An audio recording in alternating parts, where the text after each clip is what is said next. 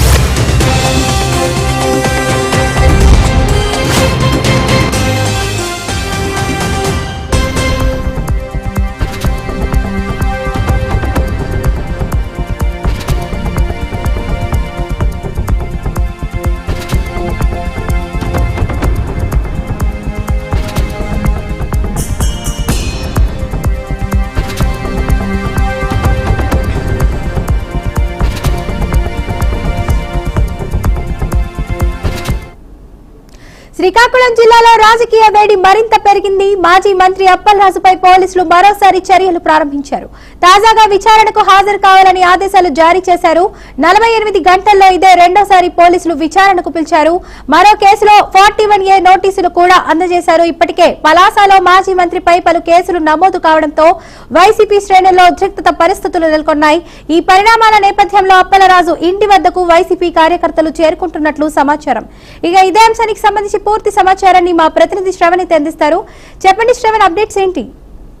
Thank you ప్రతిమ. శ్రీకాకుళం జిల్లాలో YCP శ్రేణుల్లో గందరగోళ పరిస్థితులు అయితే గత 4 రోజులుగా నెలకొన్నాయని చెప్పొచ్చు. అయితే ప్రధానంగా శ్రీకాకుళం జిల్లా పలాస నియోజకవర్గంలో రోజు రోజుకి కూడా రాజకీయాలు వేడెక్కుతున్నటువంటి పరిస్థితి ఉంది.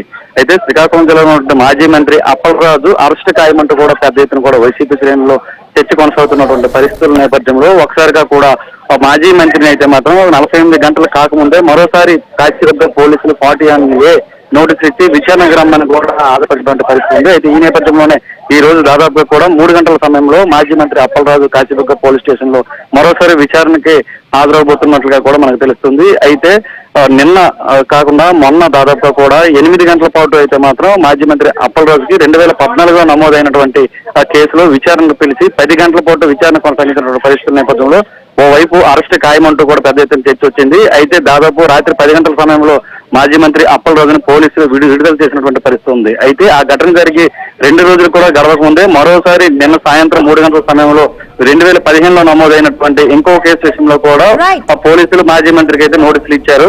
ఇచ్చిన అనంతరం ఈ రోజు విచారణకు అయితే మాజీ మంత్రి హాజరవబోతున్నట్లు కూడా తెలుస్తుంది. ఫాతిమా.